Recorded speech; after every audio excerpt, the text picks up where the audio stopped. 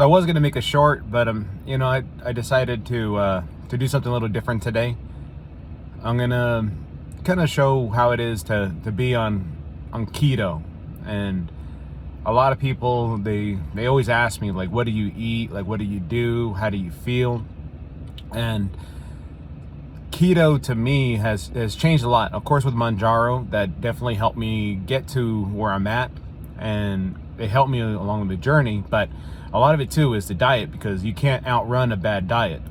And there's so many different variations to every type of diet. If you're on keto or just low carb, or paleo, or whatever you're on, whatever works for you, whatever works for your body. But what worked for me is definitely keto.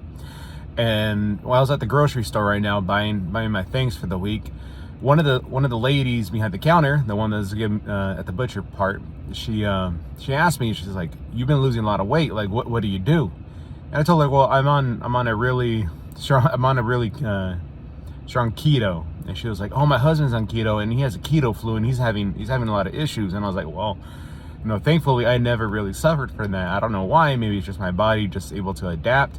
But she says, "Yeah, he's having all these cravings and all this, all that." And I know that Manjaro's helped out with the cravings, but a lot of it too is just when your body transitions from all the junk you're eating before, it gets to a point where your body just doesn't crave sugar. And let her know, it's like, give him a little bit. If he doesn't eat any sugar, doesn't eat any breads, if he just sticks to just meat and cheese and just the basics, his body's going to transition from wanting to eat that sugar and the carbs to just craving meat.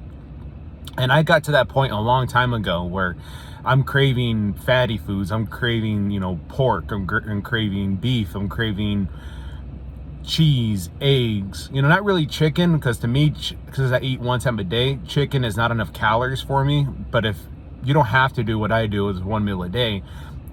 If you want to put chicken in your diet, just do it. Do what you got to do, whatever you feel comfortable with. But for me, I eat a lot of pork. I eat a lot of beef and cheese and eggs and so forth. Just no real. I don't drink milk. I don't drink anything that has any fake sugars, such as like diet sodas, juices, things that say they don't have any sugar in it, because a lot of the times they have hidden sugars just with different names. And you got to make sure you read the label and see what's actually in the product, because they change the wording for certain sugars. So you got to do your own research. You got to do what's right within your budget, and of course just make the best choices, because just like they always tell us, you are what you eat. So if you eat crap, what do you expect? If you eat great stuff, you expect better things and a better outcome. And a lot of people ask me too, if you're not really eating vegetables, are you constipated all the time? You're having issues going to the bathroom? And absolutely not. I have not had any issues. And I was kind of worried about that too, is transitioning from a regular diet. When I first started Manjaro, I would just do the normal things. In the morning, I make a protein shake with berries, 2 scoops of 50-ounce protein powder, almond milk, so I didn't want to drink regular milk because of the sugars, some water, and probably extra berries in there just to get that. And then I would drink different things. And then at lunch, I usually have like a spring mix, and I would put some, chop up some bacon, put some meat in there, or some pork, and some eggs. And I did that for about a good part, about a month or so. And then when I got home for dinner, I would just pound a protein shake, but no, I'll call that it.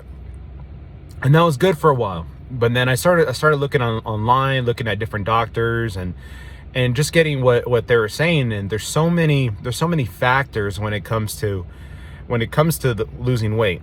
And I always heard about fasting, and with the help of Manjaro, I was able to go from just eating 3 times a day, and said, screw it, I'm just gonna do the 1 time a day and see how that works. And it made a big difference. And I really been off Manjaro for about 2 weeks, and I know I have a box of 7.5 that came in. So what I'm gonna do a double shot just to get the 15 and the 15. But you know, just even without the Manjaro, just with the help from the diet, because your body is transitioning from eating, you know, carbs and that to eating the fat, and with that happening, you're not really that hungry throughout the day, and that's really helped me with just my control. I was right now, like I said, I was at the grocery store, and if you ever been to a Mexican grocery store, as soon as you walk in, all you smell is the fresh bread, the fresh pan dulce, which is kind of like Mexican donuts, but you smell all that, and it smelled great, don't get me wrong. I mean, my mouth is watering a little bit, but you know, you smell that and you're like, oh man, that's great, but you don't really want it. You know, I was craving more going to the carniceria part, so the meat, you know, like the butcher part, and that's where I want my stuff. You know, I'm going to show you a little later what I eat and what I bought, and just my diet, and what works for me may not work for you, but I'm here for you if you have any questions and to help you out along the way, because just like you, if you're searching around looking at what works for other people, what works for them, what may work for you, what you have to work around your needs and wants, and that's what's important, is just figuring out what your body craves. Yeah. On to the next. Sorry, I had a little brain fart right there, so I had to come back. So, well, another thing that you could really work on is, once you do your research, you look online, you look what other doctors are saying, what other nutritionists are saying. You know, they're all going to say, oh, well, we're not responsible for this or that. But they're giving you their knowledge. So you got to take their knowledge and you got to think, well, how you're going to benefit from it. So a lot of the things that I was looking at was, of course, with fasting. And the benefits of fasting is, when you wake up in the morning, you have a high level of, I think it's cortisol or something in the morning. It's a hormone that holds you know, energy. So when you eat in the morning, when you eat breakfast, for example, when you eat it at 7 in the morning, 8 in the morning, 6 in the morning, whatever it is, your body's gonna try to hold that for energy and store it. So usually about like 9 o'clock, 10 o'clock, that hormone kind of fizzles away, and your body's not really going to retain that extra energy, aka, you know, fat. So when you eat one time a day, it all depends on your schedule, your work schedule and your eating schedule, what you feel comfortable with. With me, it was good to go I usually eat from 12, 1, 2, right around there, depending on how many customers I have for the day. A lot of other people, they eat in the evening, which I don't feel comfortable with, because I've been told, you know, from when you're a kid, if you eat late, your body just gonna hold it. So I just try to stay by eating from about 12 to 2, right around there. Sometimes a little bit earlier, sometimes a little later, depending on how I feel that day. And you have to know how your body reacts to certain things, how you feel eating certain types of foods. And with me, what helped me out is going more like a ketovore, and that's how I eat. I eat mainly meat, cheese, eggs, just the basics. And I do use Butcher Box, and I have grass-fed food and grass-fed meat. What about today is not grass-fed, but I do have my main meats. Like today, I'm gonna make a ribeye steak with some other things that I bought at the store that I'm gonna show you a little later. But you have to work within your budget, like I said.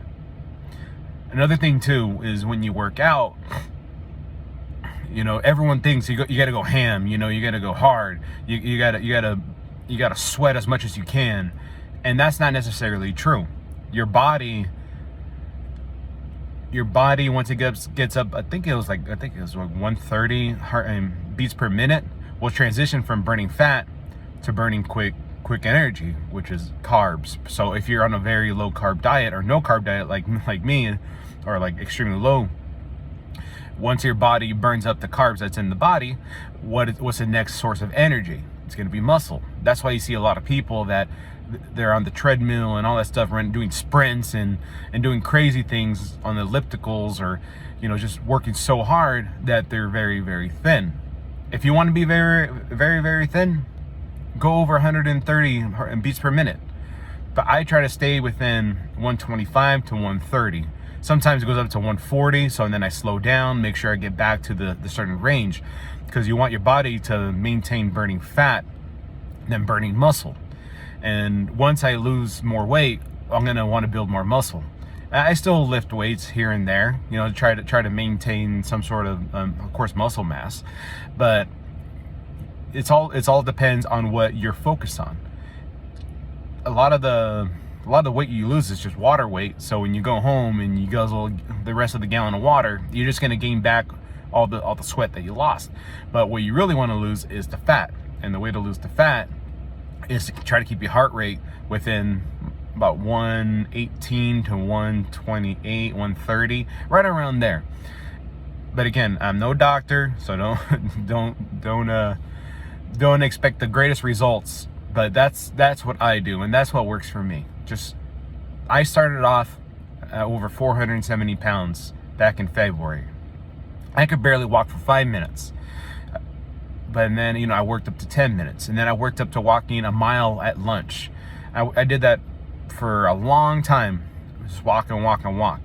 So right now, I'm averaging about 10 to 12,000 steps a day. Sometimes 17,000, 18,000. I hit 20,000 a few times. But you have to know your limits. And you just got to work on it. I'm not going to say I'm going to be a marathon runner or anything, but I wouldn't mind be able to run for a while, but that's down the road. So you have to think, what's your end goal? Is your end goal to be thin? Is your end goal to be, muscular, or in the middle? Me, I want to be more in the middle. I don't want to be a big old meathead. And again, I don't want to be Skinny Bone Jones. I want to be right in the middle, athletic looking. You can see the definition, but not like super cut, because I know it's not going to be something that's going to work for me, because I already know that, I like to eat, and I like to have my moments every once in a while, just like everyone else. And I'm not going to be at the gym 24/7 and be that gung-ho on that. I'm just going to do my workout and go home.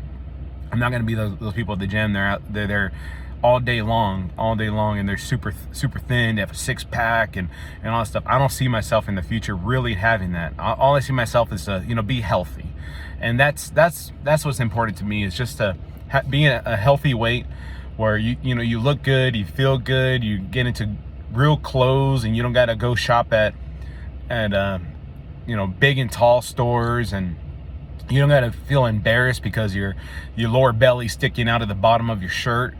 You don't got to be worried about your butt crack showing and people just looking at you. That's where I'm getting at, and that's where I want to be. And it's going to be still a work in progress, but I feel like I've done a lot within the last 6 months. I can just imagine in the next 6 months how it's going to be. Get rid of this little thing right here. That's something that my next goal to get rid of. And that's something that I thrive for every day. I look in the mirror, and just like many of you, when I look in the mirror, I see my old self, and that's something that you need to try to get away from, is seeing who you used to be instead of who you're becoming. And you just have to make the effort to make the changes. Get rid of the old clothes.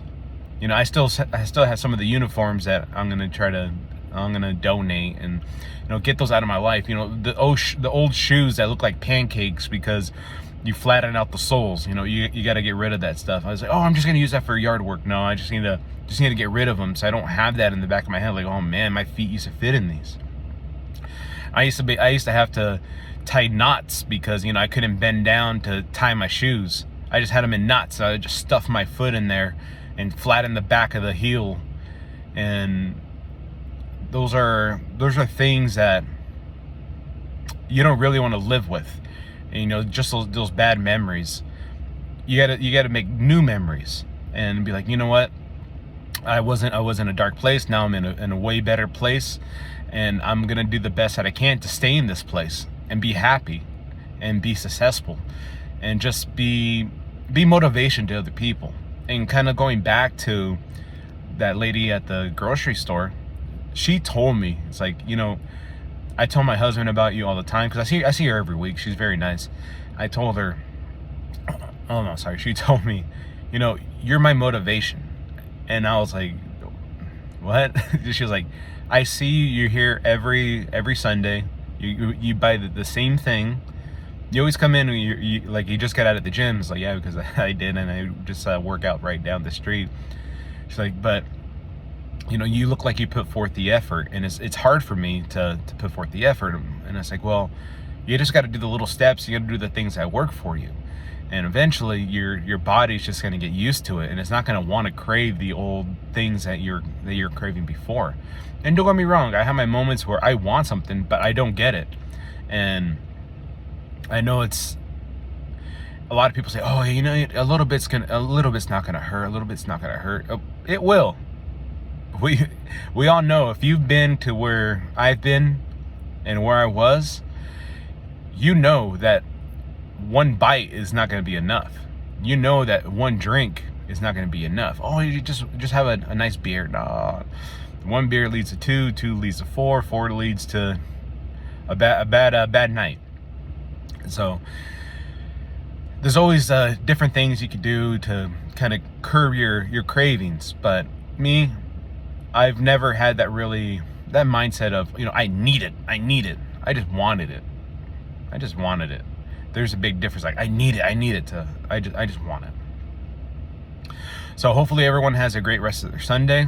I'm gonna try to catch up on videos and get back to the routine of setting some of these out once a week, twice a week. You know, and try to get back on YouTube. But if you guys need any help or assistance, please let me know. I'll be more than happy to help you if you have any questions or concerns. I've been there. I am there. We're in this together. I love you guys. Take care. Bye. All right, so this is what we're gonna eat. I have my ribeye steak. I have 2 short ribs beef. I have a pork chop. I got the Oaxaca cheese, which I said is like a mozzarella. I got the chicharron. I got 5 eggs. Today I'm gonna put some chorizo, make it the chorizo con huevo. And then I have the seasoning here that I said the other day. Keto friendly. No sugar. I make sure there's none of the fake sugar either. I have my avocado oil. And then I have my salsa that I really like, and it has no sugar either. But of course you can do whatever you like, but this is what I like to eat. Today's gonna be a good day. All right, I have my Ninja Foodie Grill set up. I got my ribs up there, I got the pork in the corner, and I have the steak to the side. All right, and this is how this looks once you have it going. You have all the cheese, you got the eggs, they're over easy, probably over medium now. And you got the chorizo under. Can't wait to get that on the plate. All right, here's the meat all cut up. Of course, I'm gonna share some with the dogs. What kind of dog parent would I be if I didn't share some with the dogs? All right, and here's the final product. Right here, you got the short ribs, you got the steak, you have the pork, you have the chorizo con huevos, you have the chicharron around there, you got the salsa, and you got the pugs begging. Pumbaa, you want a piece? Yeah, this is my daily life right here. With the dogs right here, they don't let me eat in peace. So I always make sure I got extra food to give them some, just a little bit, not too much. Well, that's gonna be it for today, guys. Just hopefully you guys have a great rest of your weekend. Take care, and just remember, just love yourself and love each other, and take care.